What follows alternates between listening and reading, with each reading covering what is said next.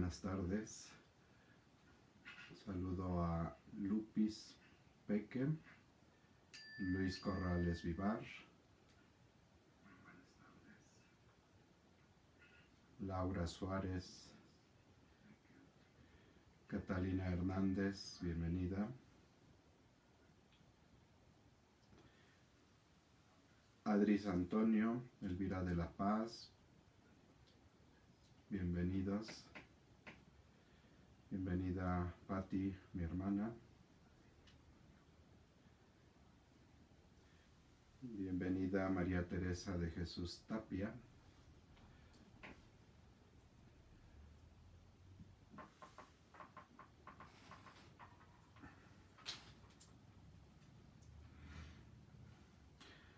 Agustín Rafael Pérez, bienvenido. También Lulú, mi hermana, bienvenida.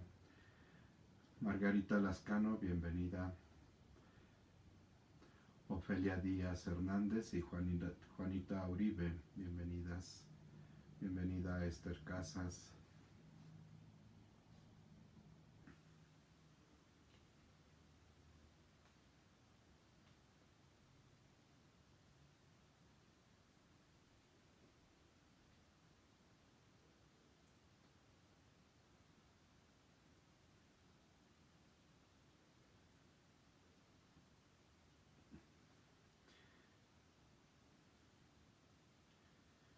Bienvenida Esperanza Ibarra.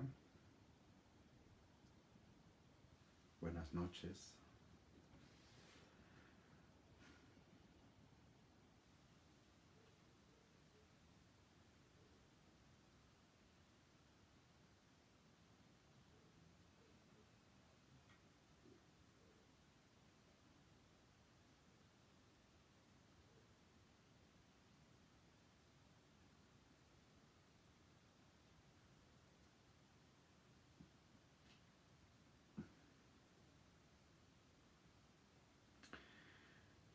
Bienvenidas Janet Fernández, Shaoli Escamilla, Caro Strafon, muy buenas tardes.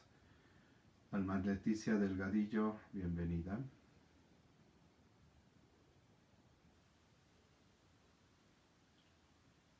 Gis Ortiz, bienvenida también.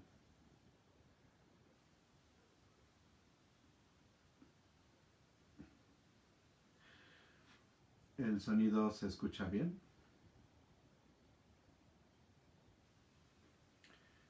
Shaoli Escamilla, bienvenida.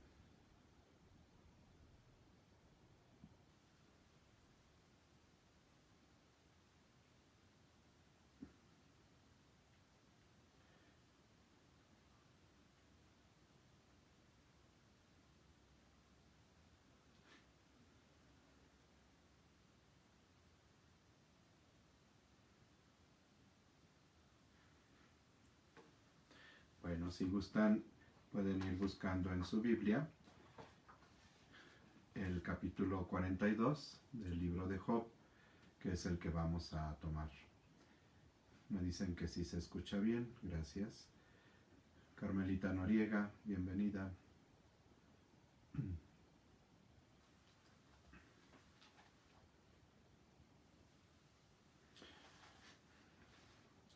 Herminio Vigueras, bienvenido. Dice que se oye muy bajito el sonido.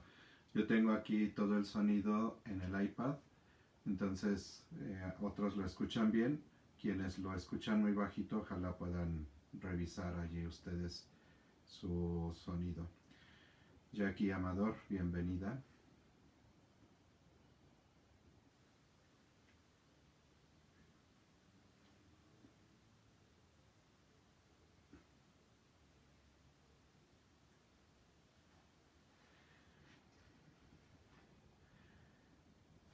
Entonces vamos a buscar el texto del capítulo 42 del libro de Job. Hoy vamos a tomar los versículos 7 al 17, el resto del capítulo.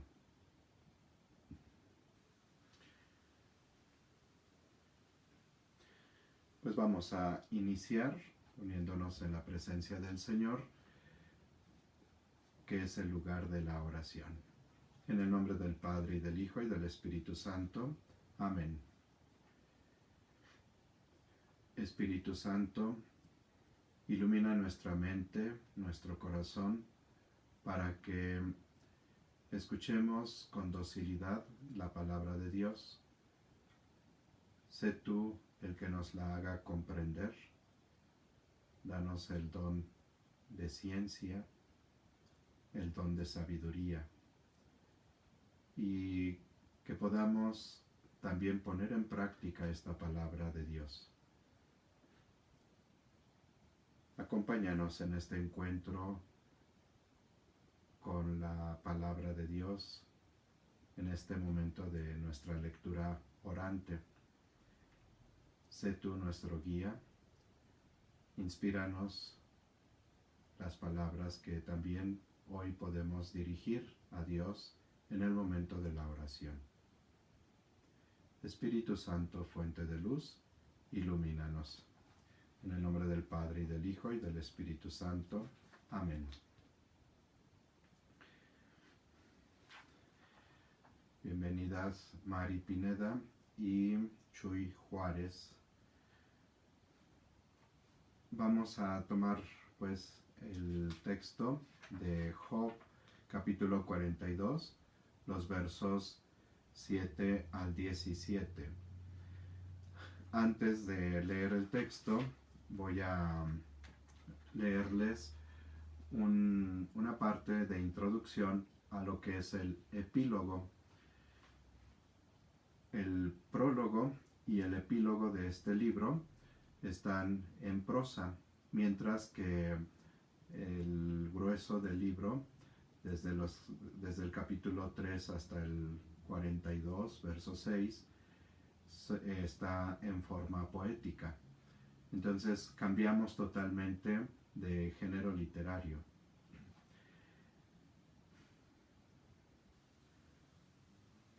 De esta forma, tanto el prólogo como el epílogo llegan a formar un marco narrativo en el que se incrusta el largo debate en forma de diálogo. Y aquí pues llaman la atención varios detalles. En el epílogo no aparece la figura del Satán, que en el prólogo desempeña un papel significativo, uno de los personajes desencadenantes del drama. Sin embargo, en el epílogo es solo Yahvé el causante del mal de Job, así lo vamos a ver en el verso 11b.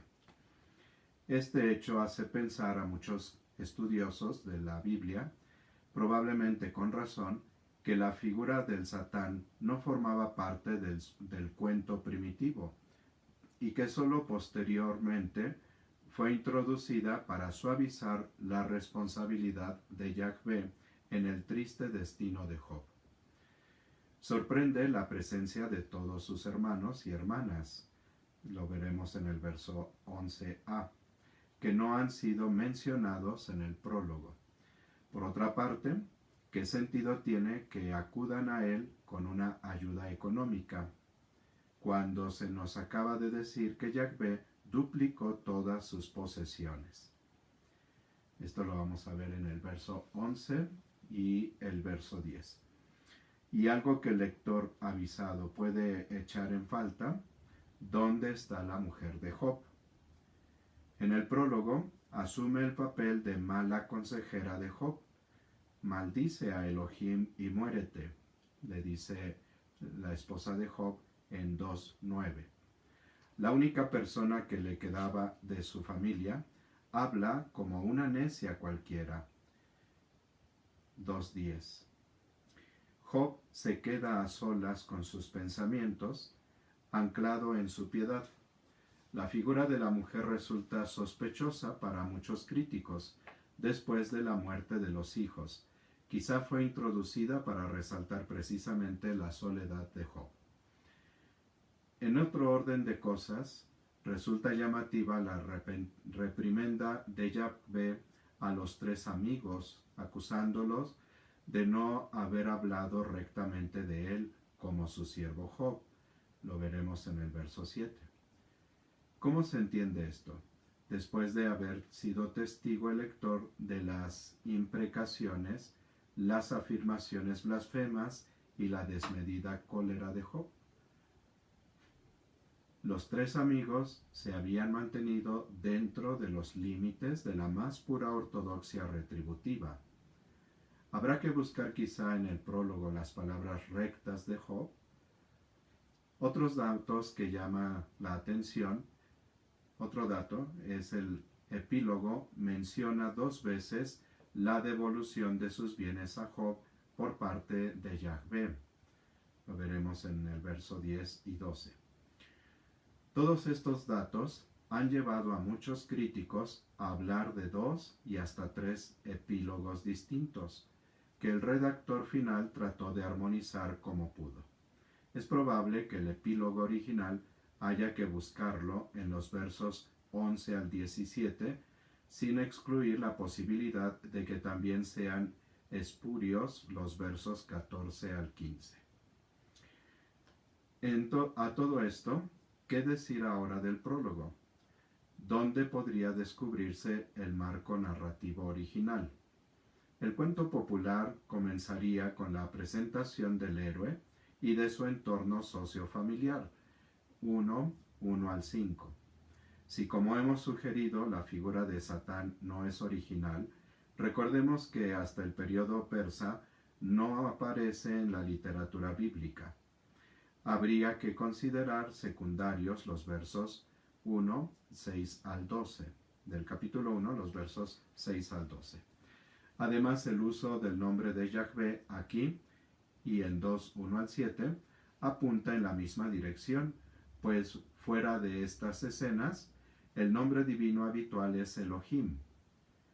La mención de los frecuentes saraos de los hijos en los versos 4 al 5 empalmaría sin roces con la misma noticia ofrecida por el verso 13. El relato avanzaría hasta el verso 22, con excepción del 21b, donde reaparece el nombre de Yahvé. Entonces, como ven, va apareciendo como la claridad de que estamos frente a un texto compuesto, o sea que se le fueron añadiendo algunos versículos y eso se va como haciendo o va haciendo que el texto sea demasiado complejo para descubrir cuál sería el texto pues más original o más antiguo y cuáles serían los añadidos. Siempre hablamos de probabilidad. En esto pues no tenemos ninguna certeza. Recuerden, estamos ante un texto que dista de nosotros al menos 23 siglos. Por eso toda hipótesis es eso, hipótesis, ¿no? Es una probabilidad que los estudiosos se animan a dar para explicar el por qué está el texto así. Bueno, quitando un poco esta parte de si son o qué versículos son añadidos, cuáles son más antiguos, vamos a quedarnos con el texto así como está y teniendo en cuenta que pudo haber esas inserciones que le fueron dando un nuevo dinamismo al texto, pero nosotros pues lo leemos y tratamos de comprenderlo tal como lo leemos actualmente, ¿no?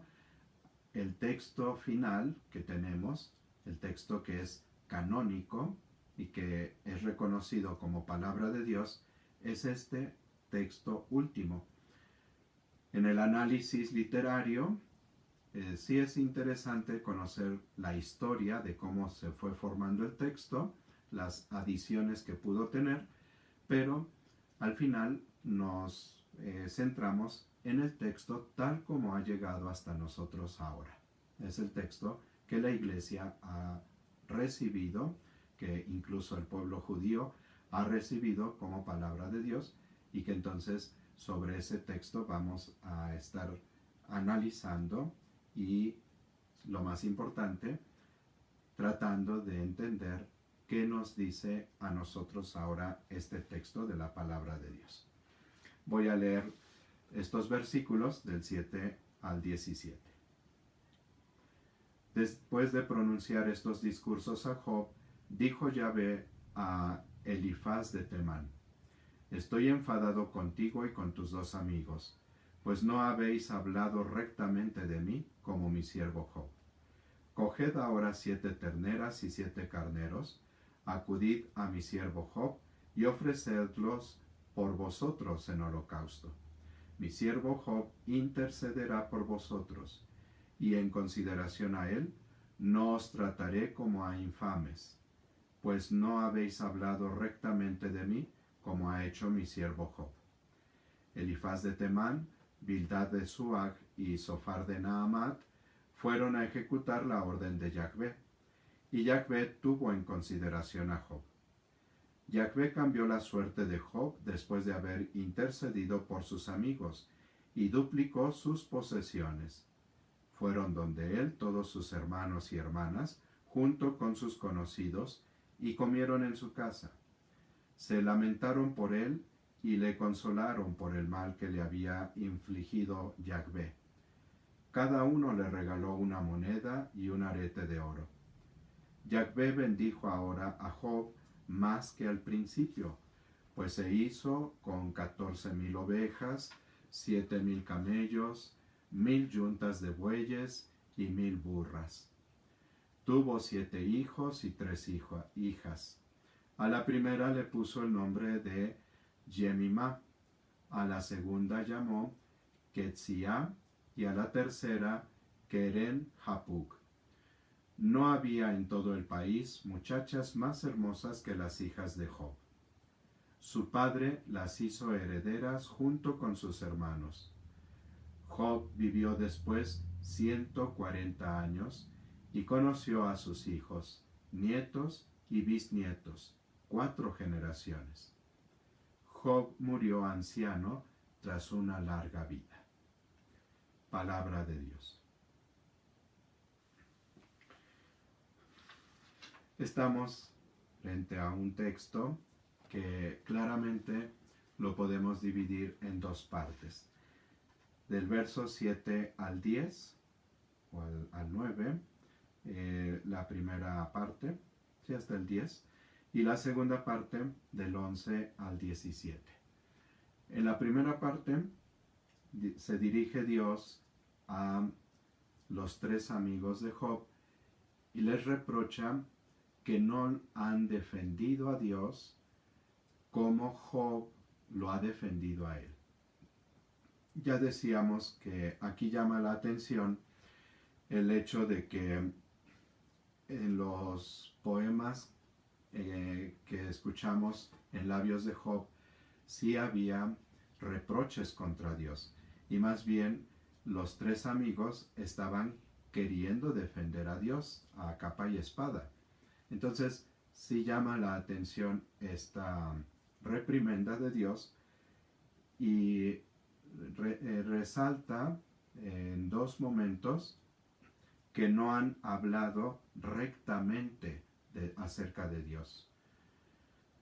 Cuando ellos, pues, según la teoría de la retribución tradicional, habían defendido en todo momento a Dios. En el caso de Job, había reclamado a Dios, le había reprochado, y entonces esto también pues llama la atención, ¿no? El que aquí en estas palabras finales, pues Job sigue apareciendo como el justo, el irreprochable, como se presentó en el prólogo, pero que no concuerda tanto con la figura del Job que fuimos viendo a lo largo de todo el libro. La segunda parte, y es donde quisiera que nos detuviéramos más, se refiere a la nueva situación de Job. Se acercan sus hermanos y hermanas junto con sus conocidos y comieron en su casa.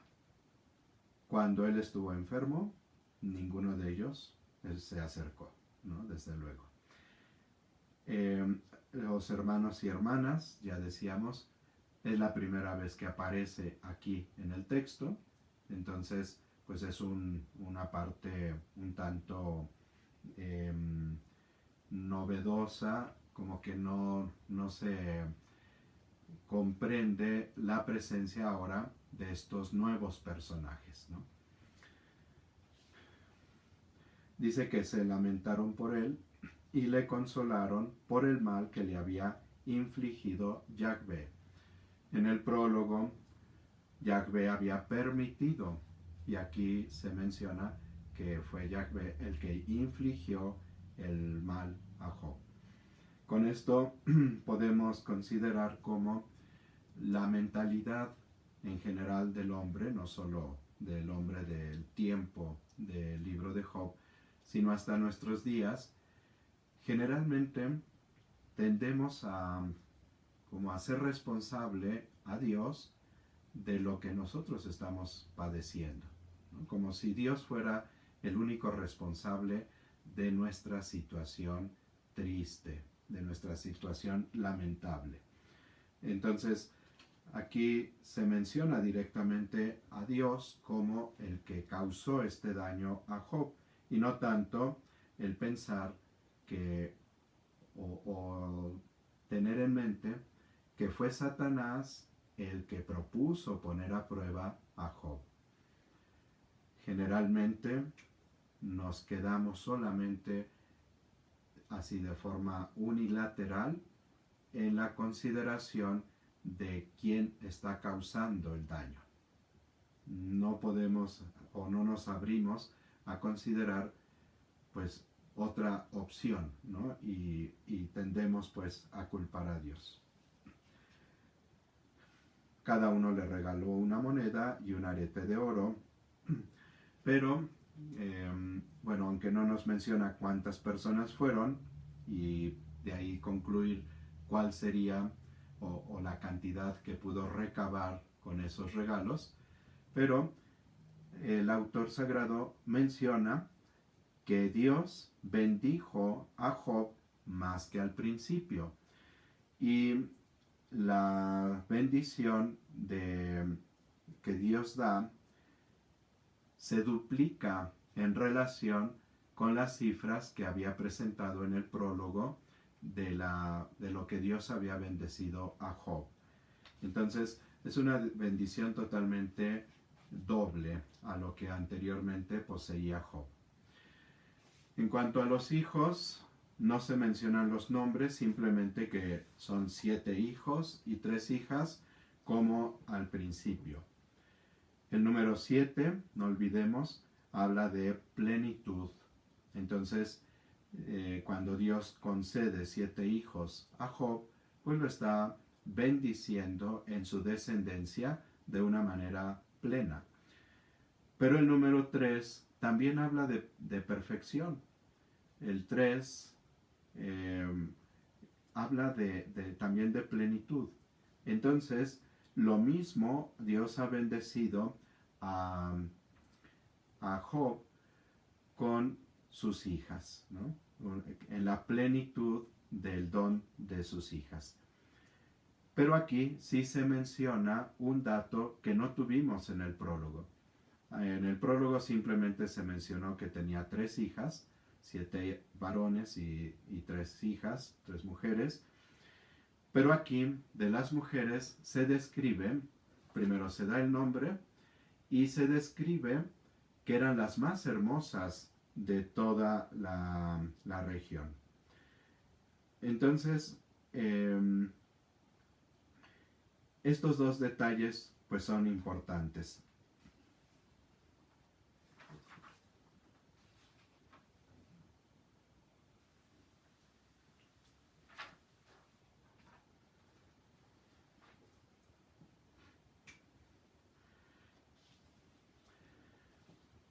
La primera hija de Job se llamaba Jemimá.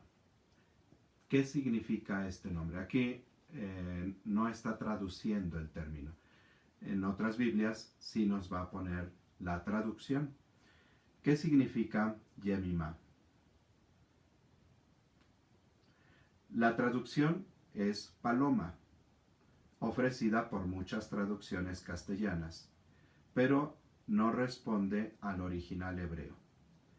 La versión griega, que dice Gemeran, día, interpreta el hebreo Jemimá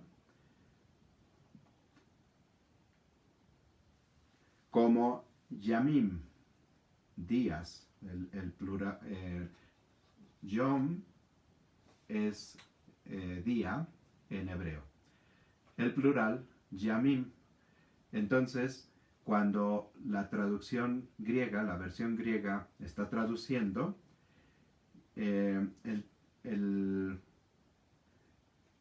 este Yemimá lo llegan a entender como Yamim, como el plural de días. La Vulgata, la Biblia, la traducción latina, usa el término diem, que es el plural de días. Bueno, es el plural, ¿no? De día. Y entonces aquí se ve que la Vulgata está traduciendo según el texto griego, no según el texto hebreo. Tampoco el nombre de Quetzía se presenta a una traducción segura. La ofrecida habitualmente en castellano, Acacia, responde a las versiones griega, Casian, y latina, Casiam, que quizá se dejaron guiar por la fonética hebreo Keshia.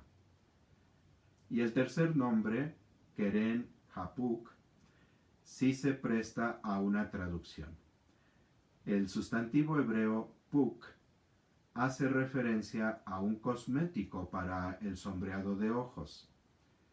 Quizá el antimonio. Dado que Kerem significa cuerno, el nombre de la tercera hija de Job equivaldría a estuche para cosméticos. Es probable que los tres nombres estuvieran en relación con la extraordinaria belleza de la que estaban adornadas las tres muchachas, como dice el verso 15a.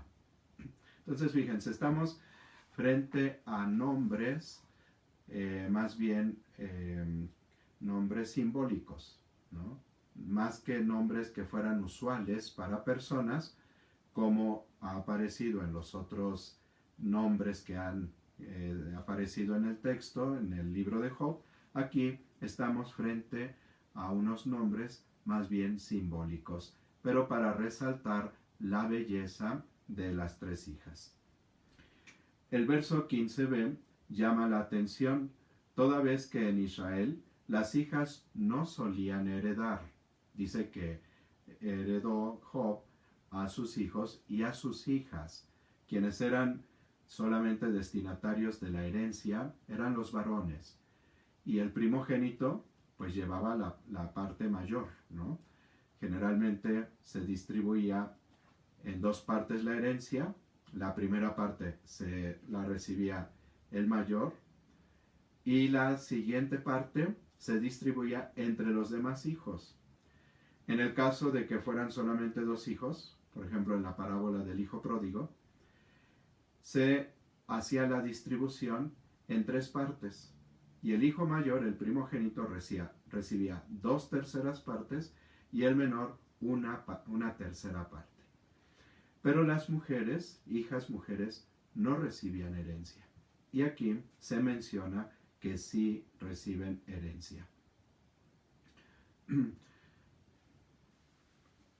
Es el único caso conocido en la Biblia en que las hijas, el único caso conocido en la Biblia de que las hijas llegan a heredar es el de Zelofhad, que al morir su padre y no haber dejado hijos varones, recibieron ellas la herencia paterna. Lo leemos en el libro de Números 27, 1 al 11.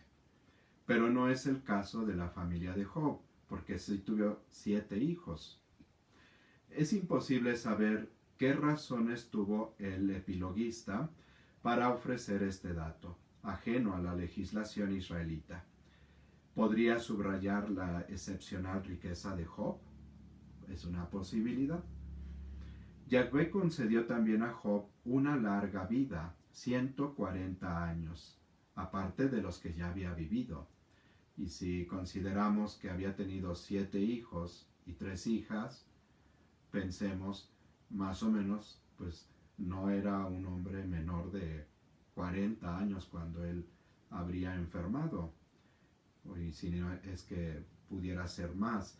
Los amigos de Job se les da el título de ancianos. Entonces, no era una persona joven y más estos 140 años, ¿no? Si en el antiguo Israel el ideal de vida era llegar a los 70 años, 80 con buena salud, la extraordinaria longevidad de Job habla de una vida llena de bendiciones. Entre otras, llegar a conocer 4 generaciones. La edad provecta de Job, así como su inmensa riqueza generada, recuerda seguramente al lector las bendiciones que Yahvé derramó sobre los patriarcas. También el inciso del prólogo revelaba, según veíamos, una clara ambientación patriarcal. Y el cuento popular acaba felizmente, como todos los cuentos. Job murió anciano tras una larga vida, el verso 17. Pero el lector implicado no concluirá el libro de Job con buenas sensaciones. El final feliz no puede silenciar una pregunta a la que el libro no responde. ¿Por qué razón un Dios caprichoso somete a semejantes torturas a un hombre bueno y honrado, y después de una palmada en el hombro, diciéndole, va, tranquilo, tan amigos, aquí no ha pasado nada? Es evidente que el libro de Job es un libro abierto, inconcluso. Más que una esfera perfecta, es un poliedro con caras contrapuestas marcadas por severas aristas. Y quizá esta sea su grandeza incomparable. El autor del diálogo, solo poéticamente, pudo plantear las preguntas clave de la existencia religiosa. ¿Qué sentido tiene una piedad que, de algún modo, no se vea recompensada aquí abajo? ¿Por qué mucha gente honrada se ve, de la noche a la mañana, proyectada en una existencia miserable, marcada por el dolor, la inseguridad, el abandono y el olvido? Y sobre todo, abarcando todos los posibles interrogantes. ¿Por qué el silencio de Dios? El autor podría haber recurrido a la prosa, pero no habríamos descubierto su prodigiosa alma de poeta, que utilizó su genio literario para transmitir sus vivencias interiores y seguramente sus dudas lacerantes. La poesía no solo es el medio más eficaz para hablar de lo inefable, es también una milagrosa terapia. Ciertamente, el libro de Job es un libro sin acabar, que todo creyente verdaderamente comprometido con su fe deberá concluir para él. Seguramente estará escrito en el cielo y sólo recibirá su punto final cuando la sangre y el llanto inmerecidos de todos los desheredados de la historia sean absorbidos por el silencio eterno. Entonces, estamos pues frente a un libro, estamos en la conclusión de un libro inconcluso y que nosotros lo vamos a ir concluyendo. Vamos a pasar a la meditación. ¿qué dice a nosotros el texto? En esta parte, si alguien quiere escribir algo, yo iré haciendo pues la meditación, pero si alguien quiere escribir algo de lo que el texto le dice, es muy bueno, porque esto nos enriquece mucho. Estábamos platicando con mis hermanas, precisamente del libro de Job, y Areli, mi hermana, nos decía, a mí me parece que Job manifiesta mucha soberbia. Y bueno, pues se dio un momento muy hermoso como de analizar, y concluíamos esto. Cada uno de nosotros leemos el texto y el Espíritu Santo nos va llevando a detenernos en pequeños detalles que a lo mejor yo no los puedo tener en cuenta, pero que ustedes sí los están percibiendo, y es que el Espíritu de Dios los está conduciendo también para la comprensión del texto, ¿no? Y qué nos dice de forma personal. Entonces, si pueden escribir algo, me dará mucho gusto también poder leer esto que el Espíritu de Dios les hace entender a cada uno de ustedes de este texto que estamos leyendo. Entonces leo una vez más el texto en esta lectura de la meditación, preguntándonos qué nos dice ahora a nosotros el texto. Después de pronunciar estos discursos a Job, dijo Yahvé a Elifaz de Temán: Estoy enfadado contigo y con tus dos amigos, pues no habéis hablado rectamente de mí como mi siervo Job. Coged ahora 7 terneras y 7 carneros, acudid a mi siervo Job, y ofrecedlos por vosotros en holocausto. Mi siervo Job intercederá por vosotros, y en consideración a él no os trataré como a infames, pues no habéis hablado rectamente de mí, como ha hecho mi siervo Job. Elifaz de Temán, Bildad de Suaj y Sofar de Naamat fueron a ejecutar la orden de Yahvé, y Yahvé tuvo en consideración a Job. Yahvé cambió la suerte de Job después de haber intercedido por sus amigos, y duplicó todas sus posesiones. Fueron donde él todos sus hermanos y hermanas, junto con sus conocidos, y comieron en su casa.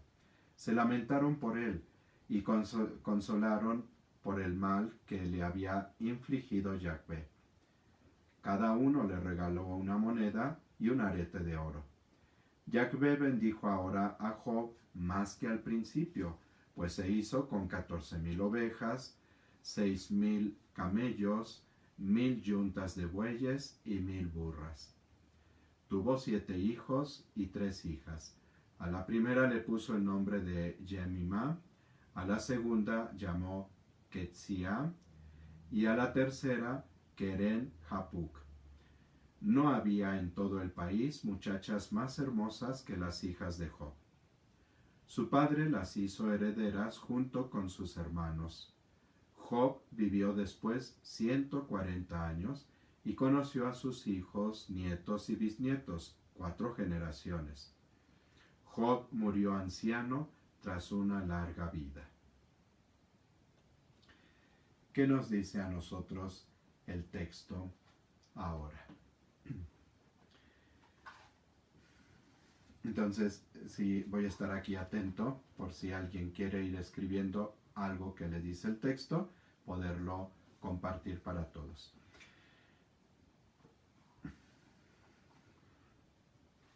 Durante la lectura del libro y la oración de esta palabra de Dios, hemos ido comprendiendo cómo la teoría de la retribución no tiene efecto para todos de la misma manera. El justo no siempre recibe bendiciones. sino que también experimenta el mal, también llega a pasar por dificultades. Lo mismo, el malvado no siempre es castigado. Pareciera que viven en lozanía, que todo les sale bien y que pues está de parte suya la justicia. Esta teoría clásica de la retribución nos lleva en muchos momentos a considerar que Dios es injusto y que Dios se ha apartado de nosotros. Sobre todo cuando experimentamos dificultades en nuestra vida. Cuando estamos bien, cuando todo va saliendo bien, incluso vamos teniendo prosperidad, a veces no nos acordamos de Dios, pero tampoco estamos diciendo, Dios me está bendiciendo, ¿no? O el hecho de no acordarnos de Dios es precisamente porque ni nos va ni nos viene. Porque en la prosperidad Dios sale sobrando. Pero cuando llega el momento de la prueba y de la dificultad, entonces es cuando la arremetemos contra Dios. Cuando ahora sí nos acordamos de Dios, pero no para suplicarle, sino para reprocharle, para reclamar que no está atendiendo a nuestras súplicas o que no nos ha cuidado. Entonces, fíjense cómo la presencia de Dios en nuestra vida va siendo, desde nuestra propia vivencia, una presencia a nuestra conveniencia. No es una presencia de Dios como independiente a la situación que yo estoy viviendo, sino según la situación que estoy viviendo, es como tengo presente a Dios o como no lo tengo presente, como me llego a olvidar de Él. En este caso, el epílogo, como conclusión del libro, nos está poniendo, por una parte, el reproche que Dios dirige. Ya le ha reprochado a Job en los dos discursos que la penúltima y antepenúltima lección divina hemos reflexionado. Esos dos discursos ya los ha dirigido a Job y le ha hecho comprender que hay misterios que él no puede comprender, que él no alcanza siquiera a penetrar.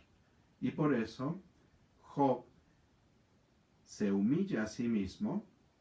Escuchábamos en el verso 6 de este capítulo 42 que Job se humilló, se sentó en el polvo y en la ceniza. Y sus palabras: he hablado a la ligera. Solo conocía a Dios de oídas, pero mis ojos lo han visto ahora. Me retracto de todo lo que dije. Esa fue la respuesta de Job.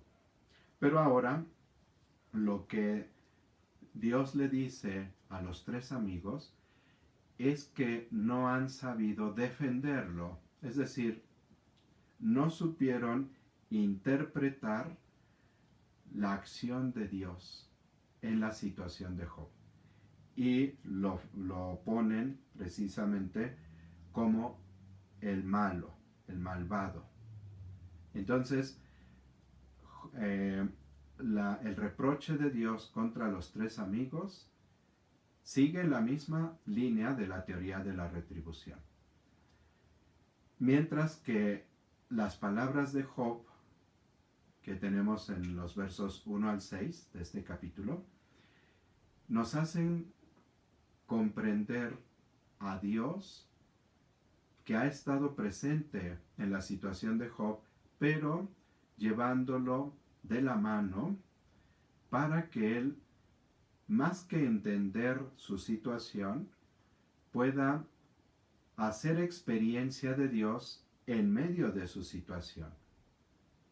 La situación de Job hasta antes de este epílogo no ha cambiado, pero la manera como Job está diciendo las cosas y se está refiriendo ahora a Dios sí ha cambiado de la tierra al cielo.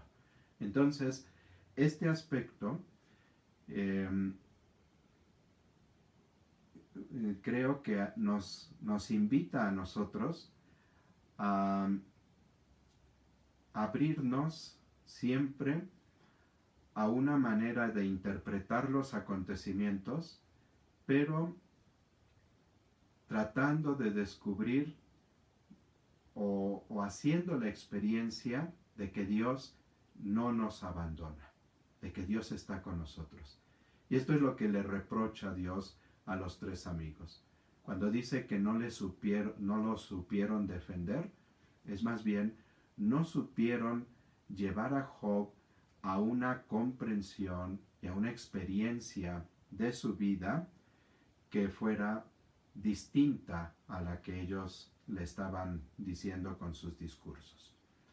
Entonces, a veces nosotros, lejos de ayudar a los demás a que puedan abrirse a una nueva comprensión de las cosas, les vamos como creando ideas o sumiendo en ideas constantes de que no es lo que Dios o Dios los ha olvidado, Dios está abandonando.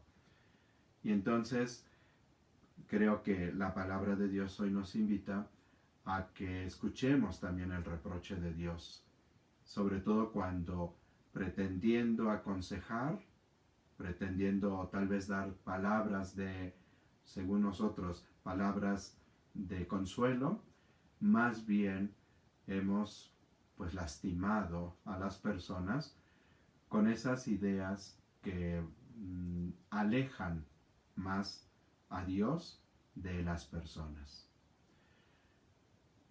Lo segundo es que la situación de Job ya ha cambiado. Job tiene una nueva manera de ver a Dios y el epílogo presenta en términos muy humanos la nueva situación de Job. Leíamos en el verso 5: Te conocía solo de oídas, pero ahora mis ojos te han visto. Y decíamos, antes Job conocía a Dios según la tradición que le habían transmitido sus padres. Pero después de esta experiencia, Job tiene una nueva manera de conocer a Dios, de comprender a Dios, y es esta la que describe ahora el autor con este epílogo. La bendición de Dios se duplica. Entonces, cuando Job pasa por la prueba y se encuentra con la dificultad de su propia existencia, cuando ha entrado en su mundo interior y se encuentra allí con Dios y vive su situación exterior de una nueva manera, es una nueva bendición de Dios, es una doble bendición de Dios a Job.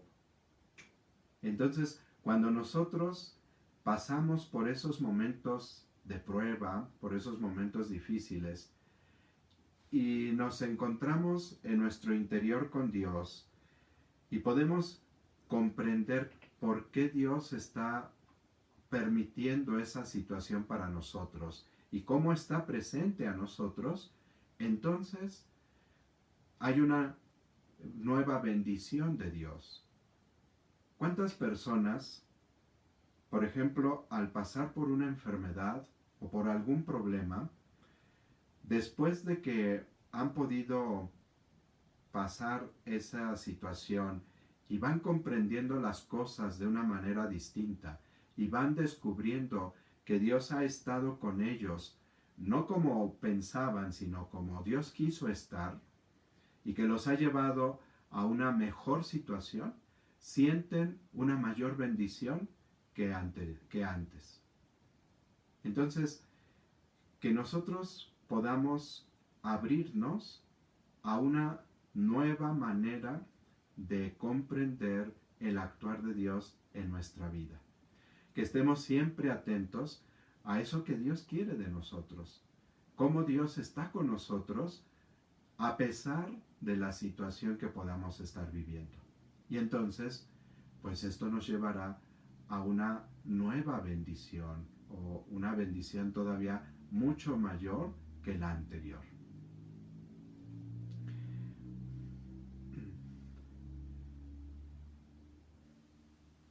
Voy a leer algunos comentarios que están compartiendo. El texto me dice que en ocasiones actúo contrario a lo que Dios pide y a lo que Dios es. En otras ocasiones mi sentir, pensar y actuar van de acuerdo al Señor.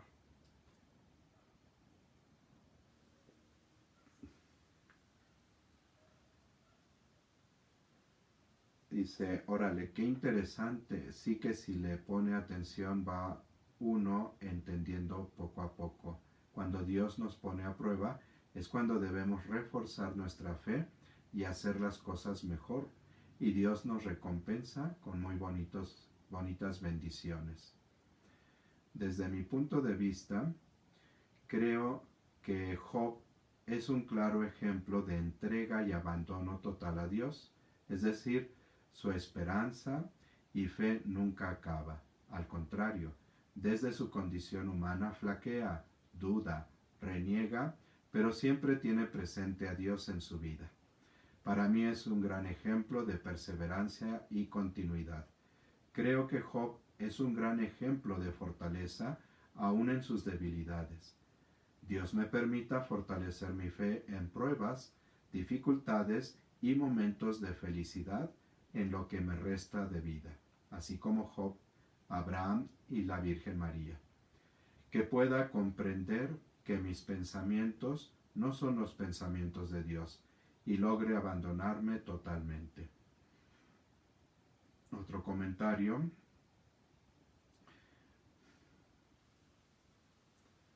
La grandeza de tener la confianza a Dios, como Dios permite que Job quede sin nada, pero todo se lo devuelve. A mí realmente lo mucho o lo poco que entendí de esta clase bíblica, se lo debo a su buena explicación. Gracias. Realmente la lectura de Job solo bajo su enseñanza puede realmente entender. Claramente vemos que Dios nunca nos deja, siempre nos lleva de su mano.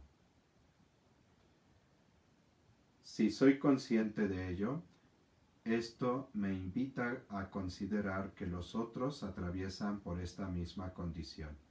Aquí lo interesante es que a pesar de nuestras fallas, Dios siempre está dispuesto a recibir nuestro sacrificio de arrepentimiento. La actitud de los amigos de Job, de obediencia a Yahvé, y hacen lo que Él les pide para reparar su falla. Me parece una invitación a estar atentos a la manera en que Dios nos pide reparar el daño causado, especialmente hacia nuestros hermanos. También considero que es una invitación a estar libres de resentimientos, rencores, pues los familiares de Job no lo visitaron ni apoyaron durante la enfermedad. Cuando su situación cambia, toda su familia se hace presente. La actitud de Job fue de acogida, de compartir con ellos su alegría, su prosperidad. El cambio que Dios va haciendo en mi corazón, pero necesito poner más empeño para dejar actuar a Dios. Bien, pues gracias también por estos comentarios. Esto es lo que a nosotros, a cada uno de nosotros nos dice la palabra de Dios, ¿no?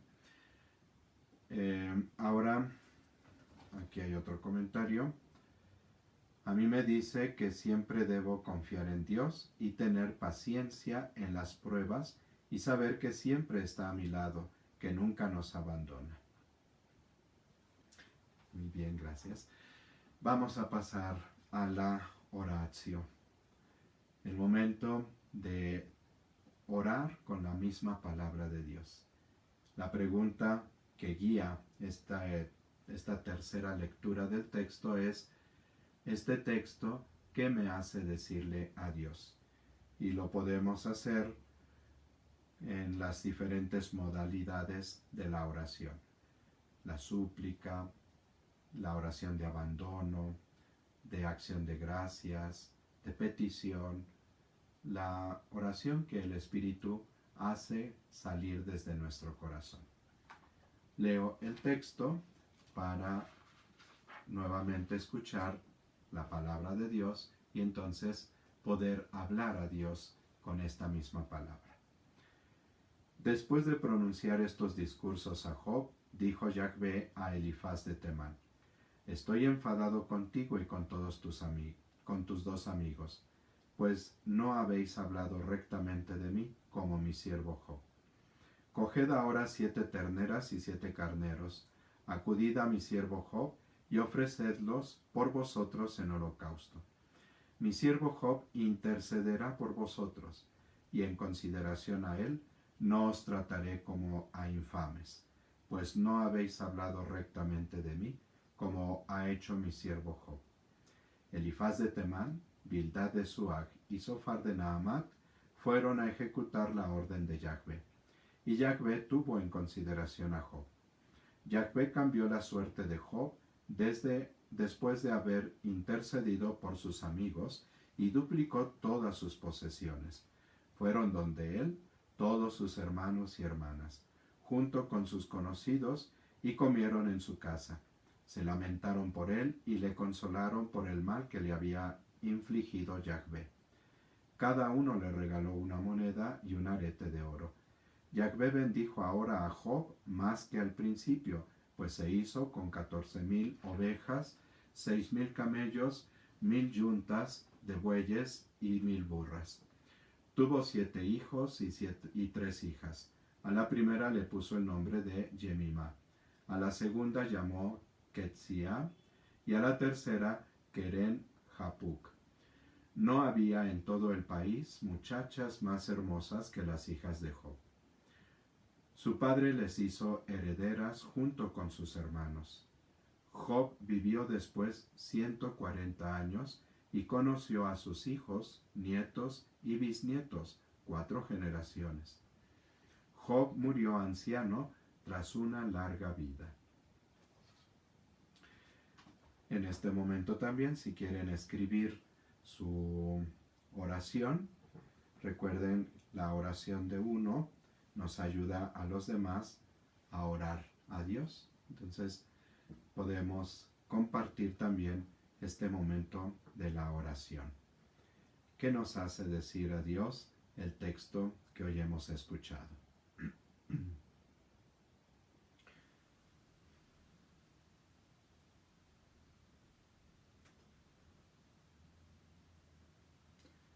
Yo te quiero pedir, Señor, que perdones mi falta de comprensión en algunos momentos, sobre todo en los más difíciles, cuando mis razonamientos me dominan y me hacen olvidarme que tú eres un Dios bueno, un Dios providente, un Dios que siempre está con nosotros.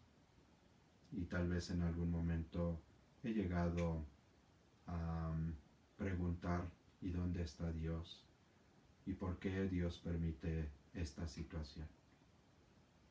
Perdóname y ayúdame para que cambie mi manera de pensar, para que en todo momento experimente tu presencia que me acompaña, que me sostiene.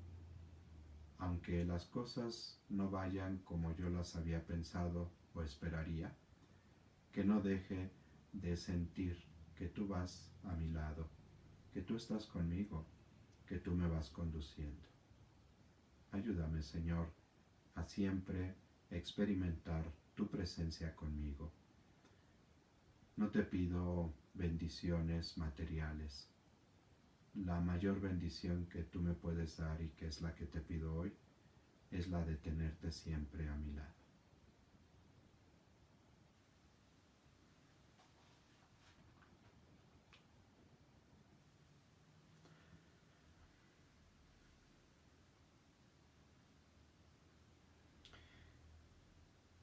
Voy leyendo algunas oraciones que irán llegando. Señor, primeramente te doy gracias por tu gran amor. Te pido entendimiento y sabiduría para actuar como verdadera hija tuya.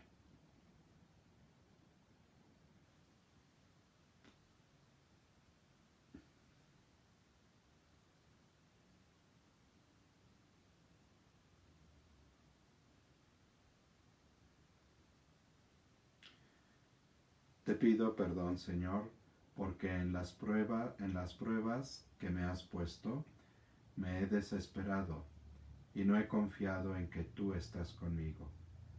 Gracias por todo tu amor y por no permitir que me aparte de ti. Señor, te doy gracias por tu palabra y escucharla.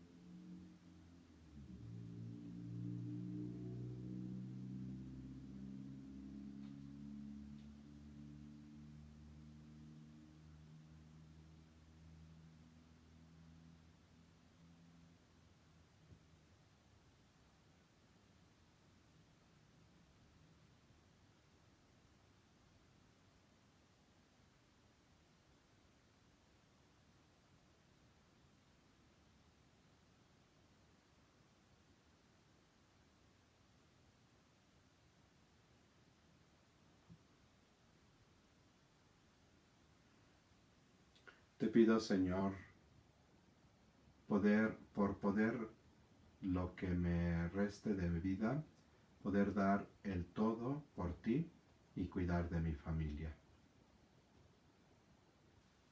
Padre bueno, dame la gracia de no verme ni ver a los demás con rigidez, especialmente cuando fallamos, sino que, confiada en tu amor y bondad, siga hacia adelante sirviéndote. Gracias por permitirme atravesar por momentos de prueba, por sostenerme en cada uno de ellos. Perdona las ocasiones en que mi fe titubea. Bendito y alabado seas, mi Señor.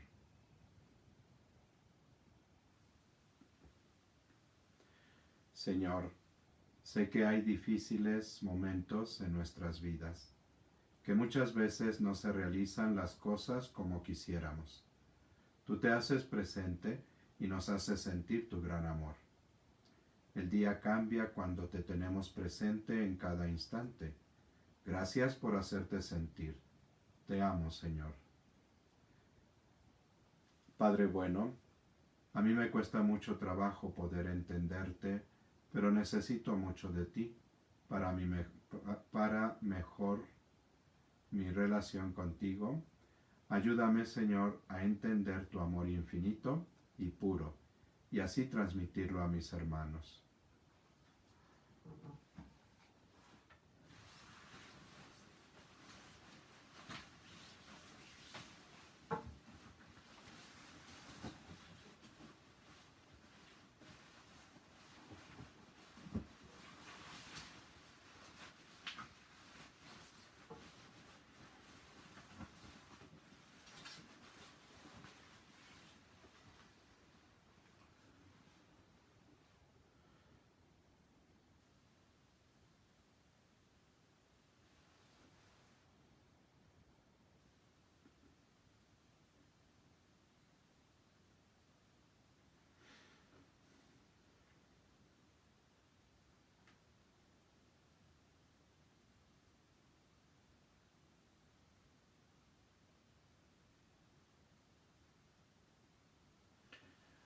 pues vamos a pasar ahora a la contemplación.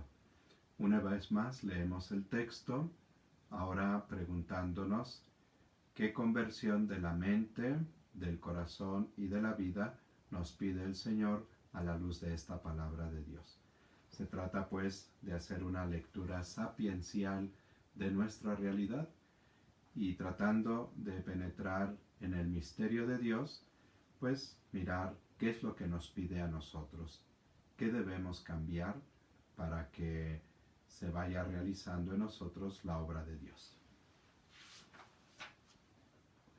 Después de pronunciar estos discursos a Job, dijo Yahvé a Elifaz de Temán: Estoy enfadado contigo y con tus dos amigos, pues no habéis hablado rectamente de mí, como mi siervo Job.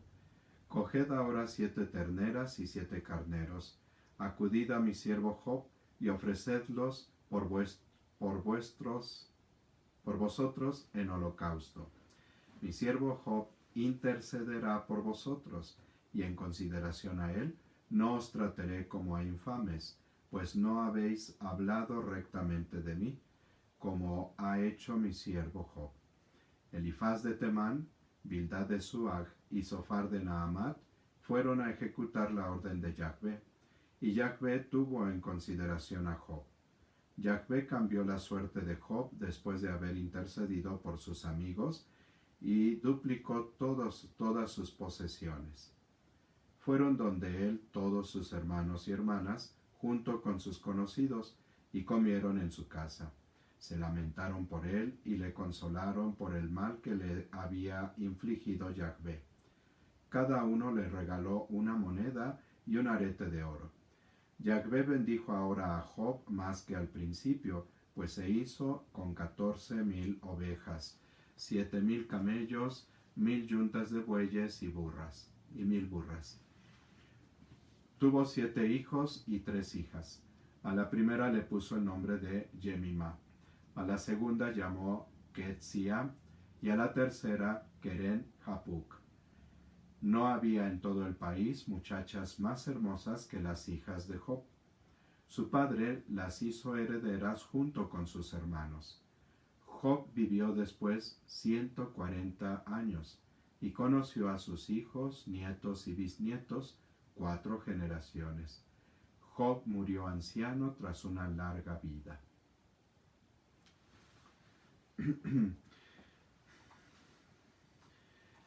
¿Qué conversión de la mente, del corazón y de la vida nos pide Dios a la luz de esta palabra?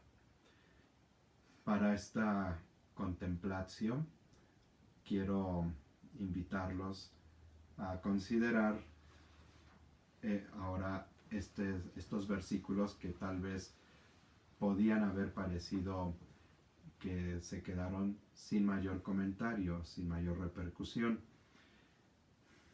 aunque alguien sí lo anotó en uno de los comentarios, pero lo recojo ahora.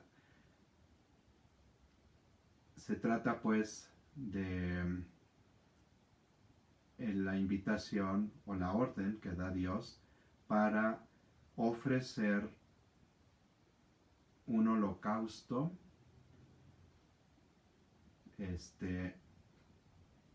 por no haber sabido defender o haber hablado rectamente de Dios. El verso 8 dice: Coged ahora 7 terneras y 7 carneros, acudid a mi siervo y ofrecedlos por vosotros en holocausto. Mi siervo Job intercederá por vosotros. El término siervo en la Biblia tiene una connotación muy particular. El libro de Isaías tiene 4 cantos del siervo de Dios, el siervo de Yahvé. Y en esos 4 cánticos se presenta o se delinea una figura de un siervo, de un servidor de Dios, que va a ofrecer su vida, pero de manera vicaria, para rescatar del pecado a la humanidad. Este siervo de Dios, que ya delinea Isaías, lo podemos mirar ahora en este siervo Job, que intercede por los amigos. Ofrece el holocausto para que Dios perdone a los amigos. Entonces, está ofreciendo ese holocausto a favor de los amigos. Y como decía el comentario que escribían, Job no les guarda rencor, los perdona también. Entonces, el siervo Job está ofreciendo en lugar de los tres amigos el sacrificio que a Dios le va a agradar para salvación de los tres amigos. Job, según estos últimos versículos, es el amigo de Dios, ¿no? Su siervo, en quien se complace, en quien tiene todas el gusto por cómo es su siervo. Le agrada cómo es ese siervo. Y entonces Job va a interceder por sus amigos para que Dios les perdone. Y hacia el final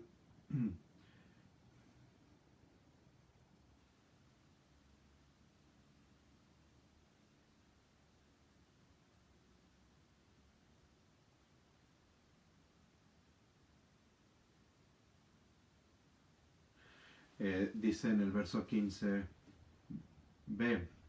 su padre las hizo herederas junto con sus hermanos. La ofrenda de Job no solamente es a favor de los tres amigos, sino también las bendiciones que Dios le ha dado a Job por ser su siervo, el siervo en el que él se complace, en el que él confía. De esas bendiciones, Job las hereda a sus hijos y a sus hijas. Al final, no es solamente una bendición que enriquece a Job, sino con esa bendición Job está también enriqueciendo a sus hijas y a sus hijos. Job ha sido presentado como un hombre justo. Y nos duele precisamente la situación de Job porque es un hombre justo. Cuando escuchábamos en el prólogo cómo es presentado este hombre justo y la situación en que cae, primero la desgracia al morir sus hijos, al perder todas sus riquezas, y luego la desgracia de tener una enfermedad en su propio cuerpo, nos hacía sufrir esa situación de Job. Y entonces el justo está sufriendo injustamente. Y eso hace más grande el drama de Job. Y eso nos hace identificarnos cada vez más con Job. Porque muchas veces hemos sentido que nuestro sufrimiento resulta totalmente injusto. Si bien no somos una perita en dulce, pero no nos merecemos lo que llega a ser nuestro sufrimiento. Y entonces, en esta identificarnos con el justo Job, nos sentimos precisamente que Dios en algún momento tampoco a nosotros nos ha tratado pues como esperaríamos. Pero no hay hombre que no esté marcado por el pecado. Aún este justo Job participa de nuestra humanidad y está marcado por el pecado. Pero entonces, ¿dónde está el justo con mayúscula. Y el justo con mayúscula es el Hijo de Dios. Y ahora nuestra mirada pasa de Job al Hijo de Dios, Jesucristo.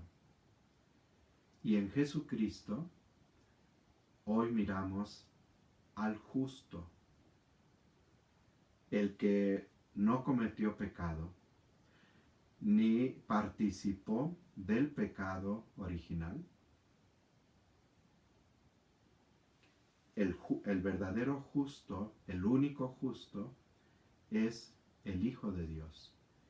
Y se presenta como el siervo de Yahvé. Los 4 cantos del siervo de Yahvé, y sobre todo el 4º cántico, los evangelistas lo aprovechan para retratar a Jesucristo. No tenía apariencia humana. Cuando Jesús está en la cruz, llega a hacer suyas esas palabras que ya Isaías había anunciado. No tenía apariencia humana. Quienes se acercaban huían espantados de él. Pero eran nuestros pecados los que cargaba. Por sus sufrimientos hemos sido perdonados. Y en el único justo, con mayúscula, que es Jesucristo, hemos encontrado nosotros el sacrificio vicario que nos ha traído la reconciliación con Dios. Jesucristo no ofrece 7 terneras y 7 carneros, como dice el autor de la carta a los Hebreos, siendo que todo esto lo prescribía la ley. Jesucristo, al entrar en este mundo, dice: me has dado un cuerpo, así es que aquí estoy, Señor, vengo para hacer tu voluntad. Y la ofrenda que presenta Jesucristo el justo a Dios, nuestro Padre, no es la ofrenda de víctimas de animales y sangre de los animales, sino que es su propio cuerpo, su propia sangre, la que ofrece en sacrificio para nuestra salvación. Y Jesucristo nos ha rescatado del pecado al morir en la cruz en lugar de nosotros. Su muerte es vicaria. Quienes debíamos morir por la consecuencia del pecado éramos nosotros. Pero Cristo ha querido entregar su vida por rescate a nosotros. Y vemos en la cruz al justo, con mayúsculas, que clama a Dios, usando el Salmo: Dios mío, ¿por qué me has abandonado? Si Job se sintió abandonado por Dios, también Jesús comparte la experiencia de la humanidad entera que se siente abandonada por Dios y clama desde la cruz de su sufrimiento: Dios mío, ¿por qué me has abandonado? Pero esas palabras, ese primer verso del Salmo, no termina allí. El Salmo es más amplio y es muy hermoso porque está compuesto por 3 partes, y la primera presenta toda la experiencia del que está sufriendo, experiencia de sentirse abandonado por Dios. Describe cuáles son sus sufrimientos. La segunda parte expresa cómo todos sus enemigos están en contra de él. No solamente son los propios sufrimientos, sino las burlas y todo el mal que los otros le están causando. Pero la tercera parte del orante que presenta el Salmo, en esa tercera parte, el orante expresa su confianza en Dios. Pero yo sé que el Señor no me abandonará. y no dejará que mi vida se quede en el sepulcro. Jesús en la cruz oró con ese salmo, no solo con el inicio del salmo, sino con todo el salmo. El evangelista solamente nos presenta las primeras palabras, pero allí tendríamos que detener nuestra lectura del Evangelio para volver al texto del salmo y leerlo todo completo en las palabras de Jesús. Y con Jesús llegar a la experiencia de confianza en Dios, pero sé que Dios no me abandonará. Y el justo Job no fue abandonado por Dios, sino que Dios lo acompañó en su entrega, en su sacrificio. Y por eso puede decir Jesús: Padre, en tus manos encomiendo mi espíritu. Jesús, que experimenta el sufrimiento y el momento en que se siente como abandonado por Dios, vive la gran confianza en ese momento de abandono en Dios, y es como puede decir: en tus manos encomiendo mi espíritu. Este único justo, Jesucristo, se entregó por nosotros. San Pablo en la carta a los Filipenses, de una manera hermosa, nos hace reflexionar y nos dice: tengan entre ustedes los mismos sentimientos que tuvo Cristo Jesús, el cual, siendo de condición divina, no se aferró a su condición divina, sino que se despojó de ella, se anonadó y se hizo uno de nosotros, un hombre cualquiera, y se hizo siervo.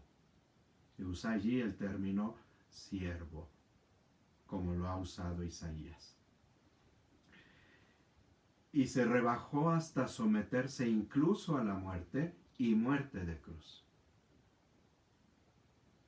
El único justo, el que podía salvar su vida y no morir, quiso compartir con nosotros la muerte, y la muerte en cruz, para entregar su vida para salvación nuestra. Y dice el apóstol: por eso Dios lo superexaltó, poniéndolo en lo más alto del cielo. En la concepción bíblica, el cielo tenía 7 niveles, y a eso se refiere. Jesucristo penetra hasta lo más alto del cielo. Y Dios lo constituyó, le dio el nombre que está sobre todo nombre, el nombre Kyrios, Señor. Y al nombre de Jesús, toda rodilla se doble en el cielo y en la tierra. De tal manera que en Cristo Jesús, el único justo, el siervo de Dios, que vive ese abajamiento hasta llegar a la muerte de cruz, también experimenta la superexaltación de Dios, que le vuelve a dar la gloria que le corresponde como hijo de Dios, y hace que todas las cosas queden recapituladas en Cristo, queden sometidas a Cristo, para que Cristo las presente a su Padre. El libro de Job es un libro abierto que se concluye precisamente en los evangelios, en los textos del Nuevo Testamento. El libro de Job, que nos ha hecho entrar en las profundidades de los misterios incomprensibles que vive el hombre por el sufrimiento, por el dolor, por las injusticias,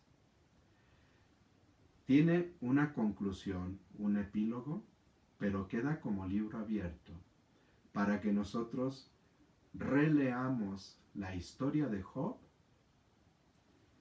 en el Nuevo Testamento y comprendamos a la luz de Cristo muerto y resucitado, la historia de Job y la historia de nuestro Job, nuestra historia personal.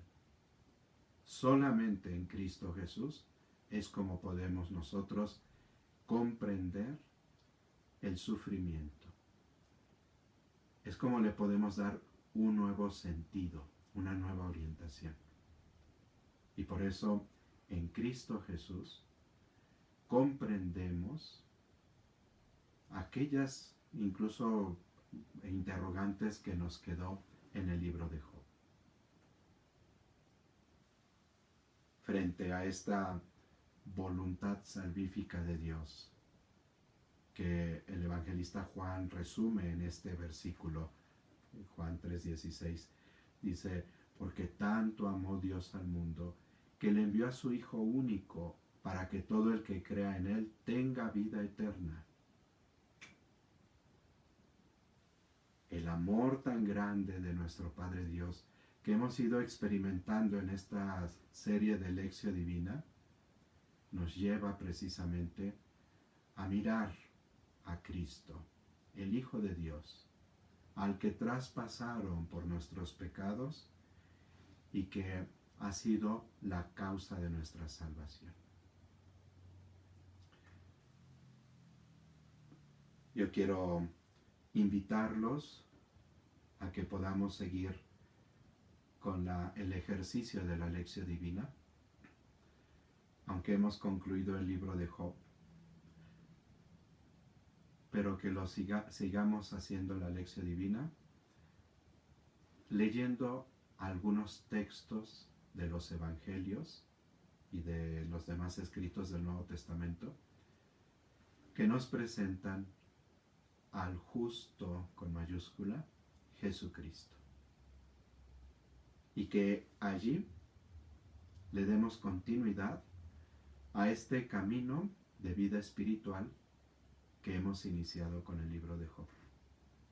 Y que entonces sigamos penetrando el sentido del sufrimiento de la humanidad. Esta Lección Divina, que inició en el mes de septiembre, el mes de la Biblia, tuvo como contexto el sufrimiento que estamos experimentando por la pandemia y que se diversifica de muchas formas. De una o de otra manera, a todos nos está afectando la pandemia.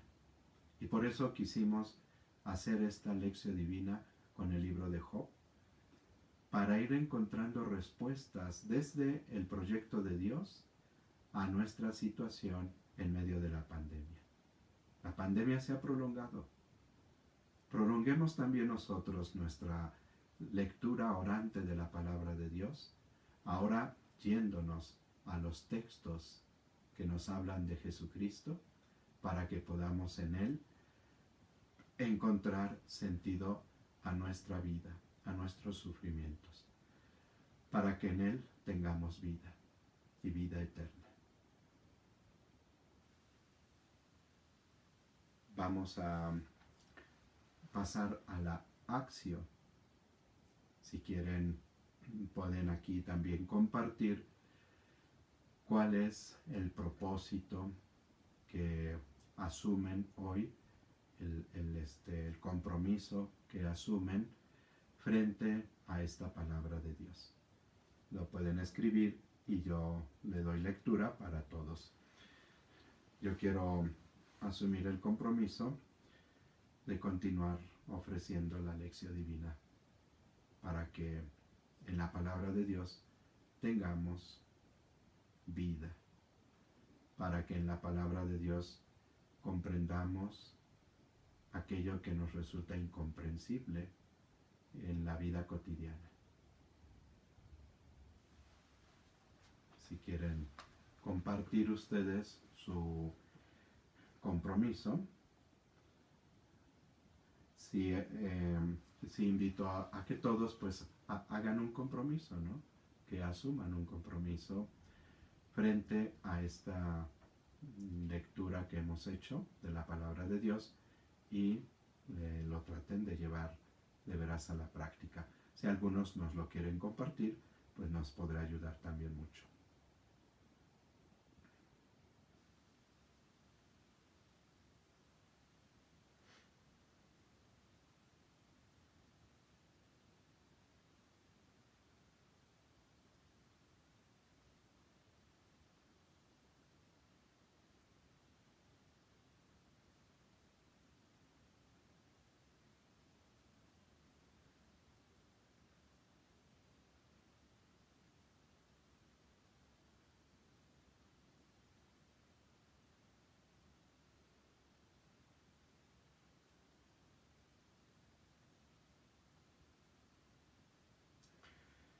Mi compromiso es leer, entender y en lo posible practicar la palabra de Dios.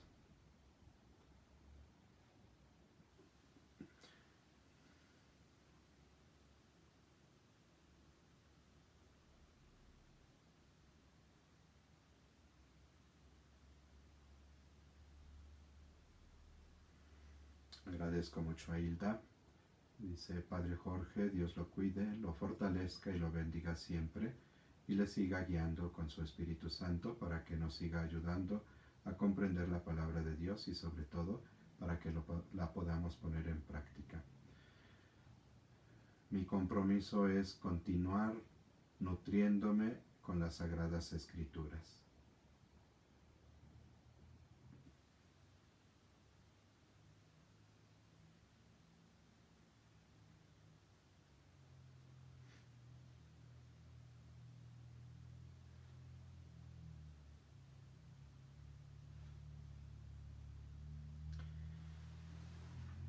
Vamos a concluir.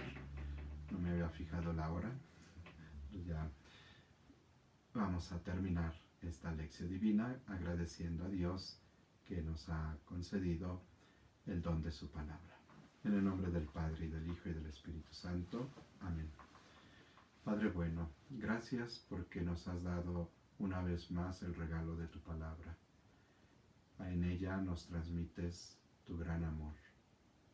Nos ayudas a encontrar un nuevo sentido a nuestra vida y a través de este encuentro con la palabra nos animas para seguir esforzándonos por ser mejores, por vivir según tu proyecto de vida.